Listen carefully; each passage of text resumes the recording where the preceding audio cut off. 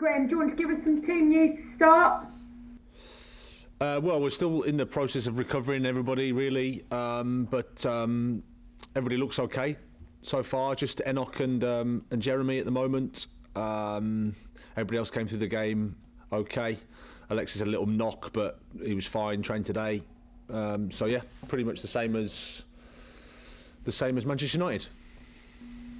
And talking of Manchester United, now the dust settles, you were quite vocal in your assessment of the sending off. Do you stand by all of that? Dermot agreed with it. I know that you keep a close eye sometimes at Brighton, what Dermot has to say, and he backed their decision. He backed the referee's decision.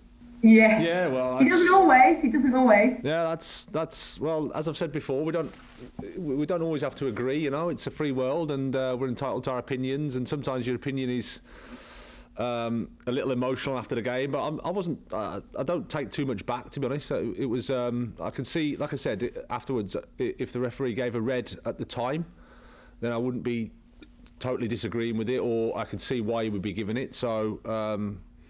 But when it was a yellow to start with and turn it round, it didn't look so clear and obvious to me. But I could be wrong, Gail. It wouldn't be the first time.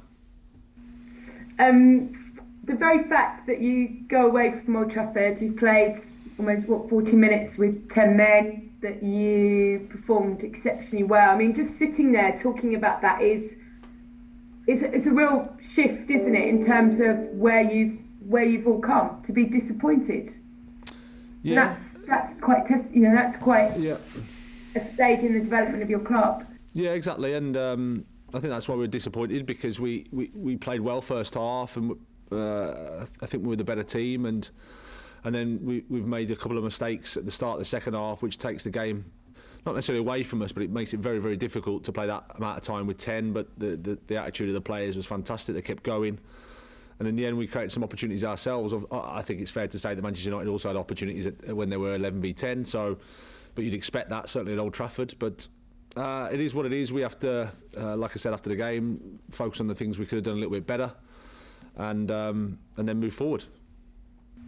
It's a mind shift change, isn't it, this week with Burnley, and expectations have changed at the club, and how good are your players at dealing with that, in terms of everyone expects you now to go out and win? Well, you can't really control what people expect. You know, that's just their perception, and there's nothing we can do about that. I mean, we've been quite consistent. It's human nature, I guess, to get yourself up for a game at Old Trafford. It's not quite so easy, is it, to do that maybe at home against Burnley? Well, I know where you're coming from, but I think we've shown a consistent level of performance all season. I think you need to do that. We've always been respectful of the competition in terms of, on the one hand, you're trying to give yourself the belief and confidence that you can go anywhere to get a result, and at the same time, you need the humility and respect to say you could get beat by anybody. And the league table in this league, nothing. You have to start from scratch. You have to start from the start of the game, and you have to try and win. And Burnley are very, very competitive. They've drawn a lot of games, and the performances have been good. So they'll be looking to turn those little, margins their way. And so we're expecting a tough game, but we're excited for the game, and we're looking forward to it. Just finally, are you a boxing fan? No, not really. Sorry. I guessed that you weren't, but I just thought I'd ask anyway. Why did you guess that I was not a boxing fan? I just thought it just wasn't, how you. She asked me. I just, thought that it wasn't maybe the way that you'd spend your Saturday evening, given that you had a Saturday evening off. But I'm always willing to be proved wrong. No, in this case, no, not really. You're right. Okay, brilliant. Thank you. Cheers. Thanks, Gail. If we go to Emma next.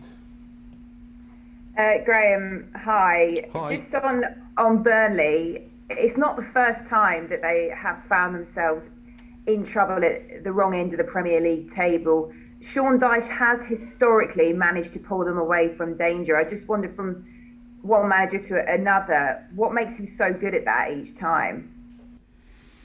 Well, I think he's not only done that as well. I think he's also helped Burnley get into the top half of the Premier League at times as well. So it's a combination of lots of things. I think Sean will say himself, this league is so competitive, so difficult, and you only need a few things to go wrong, and the margins go the opposite way, and you can find yourself in trouble. But he's a vastly experienced manager that organises the team really, really well, that play to their strengths, that have a fantastic attitude all the time to play football.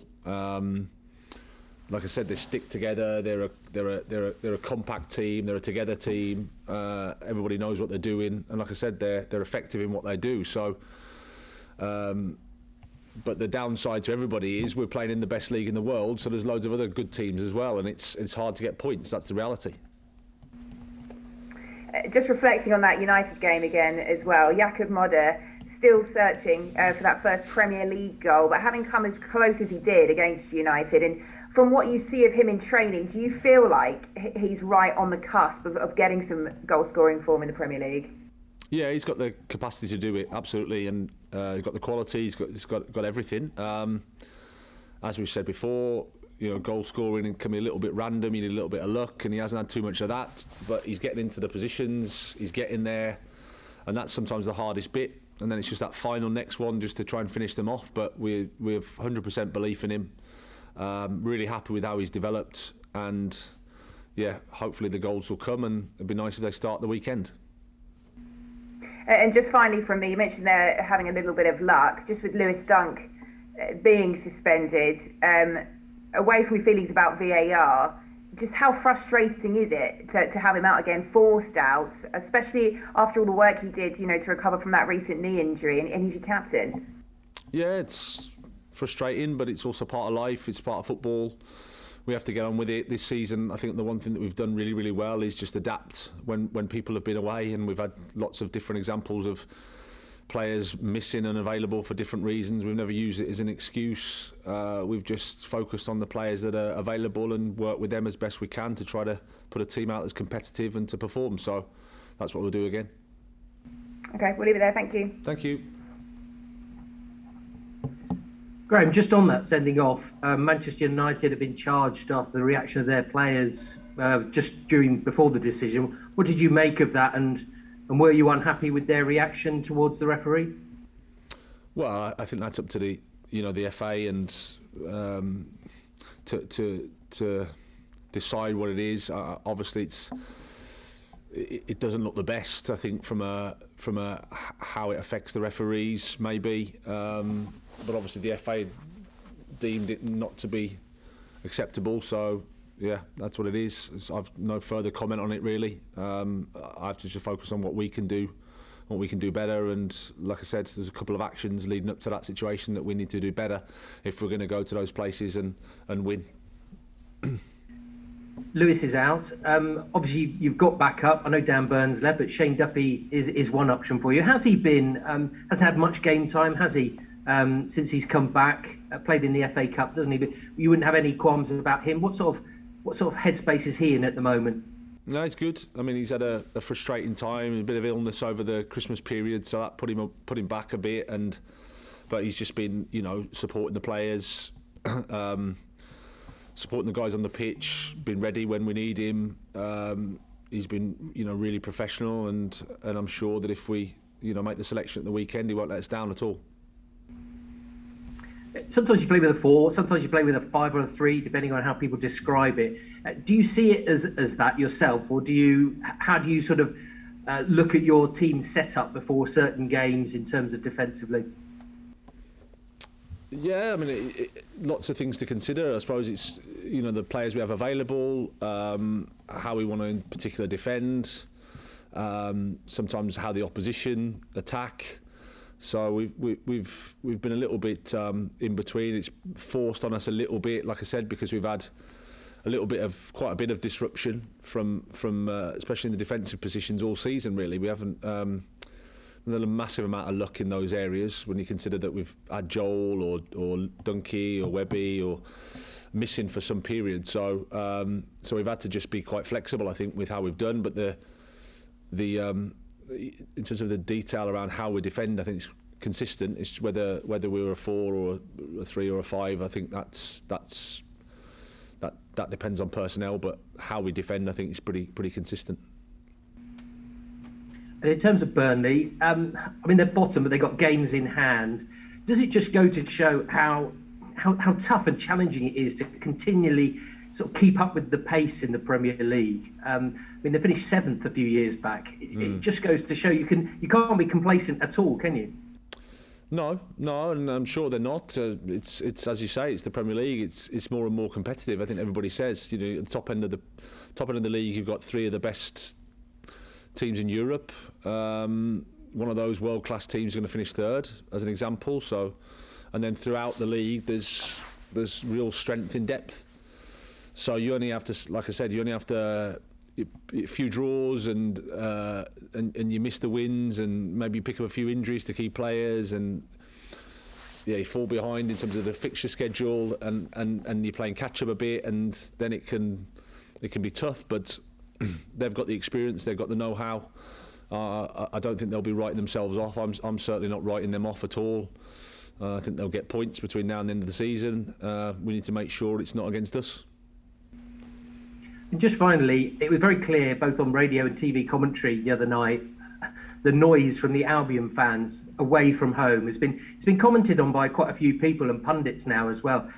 How nice would it be to have that sort of emulated at the Amex for the home form, and for every game, not just like that small band of people that make the trip up and down the country?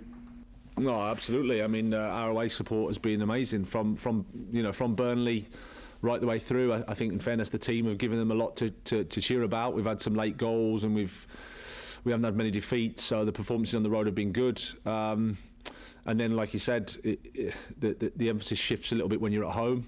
There's more in the ground, of course. It's a bit of a mixed bag in terms of who's watching the game, but generally our support's been really, really good. So it's up to us to try and get them involved in the game, and then the better the noise they can make, it's certainly a help for us. Absolutely. We I said before, the connection between the players and the supporters is the most important at a football club. So back to Gail's point and question, there might be an expectation that we beat Burnley, but it's not the case. It's the Premier League. You have to fight for everything, and we need our supporters to help us.